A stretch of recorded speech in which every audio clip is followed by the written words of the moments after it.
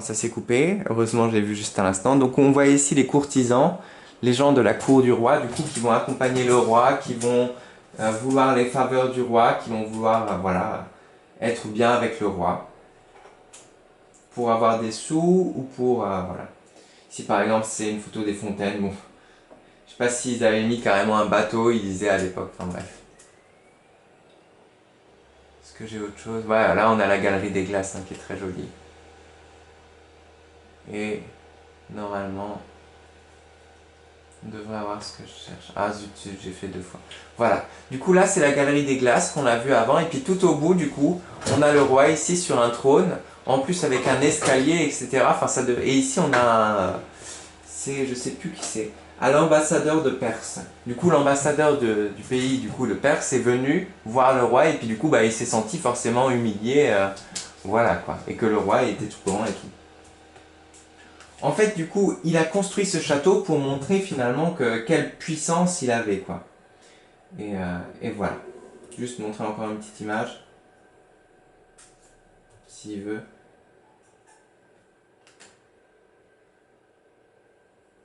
Voilà. On va y arriver. J'espère que juste ma caméra ne va pas s'éteindre. Ok.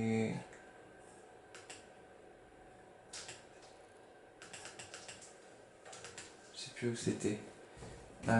Voilà. C'était juste vous montrer, voilà, que du coup, j'ai trouvé cette image plutôt sympa. Avec, on voit du coup la chambre du roi là, et du coup on imagine qu'il y avait plein de gens ici, des nobles, qui avaient la chance entre guillemets d'être là pour voir le roi qui se lève, etc. et qui se battaient presque pour pouvoir y aller, pour pouvoir avoir l'honneur de voir le roi. Enfin en fait ils voyaient vraiment le roi comme étant quelqu'un de sacré, et puis c'est l'impression qu'on avait quand on allait voir cet immense château, etc. Et voilà. Du coup, notre Louis XIV, il était connu un peu de tous les rois d'Europe grâce à ce château et à ses richesses, etc. Et enfin, on arrive à notre dernière... Du coup, le château, il servait à montrer, à faire de la pub, en fait, voilà. Et enfin, on arrive à notre dernière partie qui s'appelle l'absolutisme et ses effets.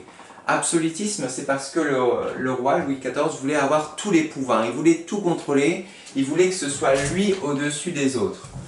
Ici, on a le roi, voilà, et les autres. Il voulait ça. Il voulait... c'est l'absolutisme, c'est-à-dire lui est au-dessus, et puis il gère tout. Un peu un dictateur. Et il avait son premier ministre avec lui, qui était Colbert. Celui-là, c'était un personnage très important, Colbert. Colbert, il a eu des très bonnes idées avec lui. Ils ont amélioré les routes, parce que les routes, c'était vraiment une des choses très importantes, parce qu'avec les routes, on pouvait ramener des marchandises facilement, on pouvait exporter des marchandises facilement vers des autres pays, voilà. Et aussi des ponts. Du coup, ils ont augmenté le nombre de routes et de ponts pour que vraiment on puisse très rapidement ramener des choses, en ramener, etc., etc. Et du coup, gagner plus de sous. Et en plus, ils ont fait pour que les impôts soient mieux distribués. C'est-à-dire, par exemple, que ceux qui ont plus de sous payent plus d'impôts, ceux qui ont moins de sous payent moins d'impôts. Et du coup, ça, les gens étaient plutôt contents. Et puis, du coup, ils avaient moins de famine, de choses comme ça. Ils pouvaient mieux travailler, voilà. Et aussi, ils vendaient des choses de luxe, par exemple les glaces que je vous ai montrées avant, qu'ils avaient inventé la technique pour faire, ils le vendaient à des autres rois, du coup, qui étaient impressionnés, qui voulaient aussi ça dans leur château. Et ils le vendaient très cher et ça donnait beaucoup de sous à la France. Aussi des tapisseries. Il y a un endroit à Paris qui s'appelle la Manufacture des Gobelins. Je vais vous montrer ça, ça n'a rien à voir avec des gobelins. Ah, à quoi ça peut ressembler? Est-ce que je l'ai? Est-ce que je l'ai? Est-ce que je l'ai? Est-ce que je l'ai? Oh non, il m'a fermé mon logiciel. En même temps, c'est de ma faute parce que j'avais cliqué dessus. Bref, je vais juste le lancer le logiciel, je vous montre pas la manufacture des Gobelins. En fait, la manufacture des Gobelins, c'était du coup un endroit où ils fabriquaient de la tapisserie. Tapisserie, en fait, c'est un tissu qu'on mettait sur les murs à l'époque, par exemple sur les murs des chambres. En fait, imaginez que vous avez des tapis, mais que vous les mettiez au mur. Et en fait, ça montrait qu'on était riche parce qu'on était tellement riche qu'on pouvait avoir des tapis au mur. Voilà. Et du coup, ils vendaient ces tapisseries parce qu'ils savaient très bien les faire aussi. Et voilà. Bref, ils gagnaient des sous comme ça grâce aux glaces et aux tapisseries. Pas les glaces. Voilà. Et ils avaient encore de la chance parce que sous son règne, Louis XIV, il avait un monsieur qui a fait beaucoup de choses importantes, c'est Vauban. Beaucoup de gens, maintenant vos parents sans doute connaissent Vauban parce qu'il a fait des choses assez dingues. En fait, Vauban, c'était un architecte militaire. Il était très intelligent, Vauban. Il savait exactement comment construire les meilleurs forts pour pour qu'ils puissent jamais être attaqués, pour qu'ils puissent bien se défendre, etc. Il pouvait construire les meilleurs forts, Vauban. Il a construit plein de forts en France. Je vais vous montrer à quoi des forts de Vauban pouvaient ressembler. Ça a des formes un peu bizarres, mais du coup c'était très très efficace. Ici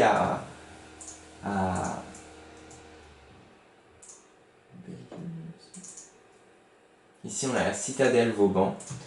Voilà. Du coup on voit bien que c'est fait carrément de façon que le fort ne puisse pas se faire attaquer. Si les gens rentrent par exemple, il y a déjà des grilles pour protéger et puis on peut leur jeter des flèches dessus, il y a des pièges, il y a des ponts-levis qui se ferment et qui créent un fossé. Enfin c'est vraiment, Vauban il était très très bon pour créer des châteaux. Et du coup grâce à ces châteaux-là, enfin ces citadelles, ces forteresses, Louis XIV a pu bien se défendre aussi en France, grâce à Vauban qui a fait ses forts. Et du coup voilà.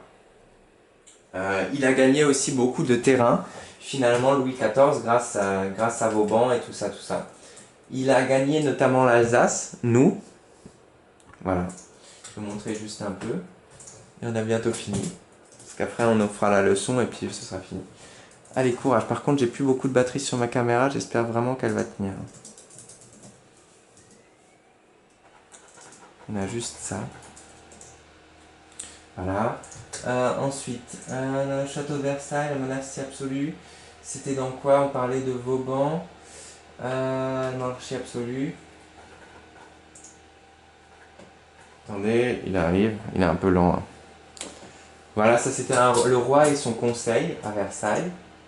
Ce qui demandait quoi? Ça c'est une photo, un portrait fait par le roi. On voit du coup qui est très bien fait.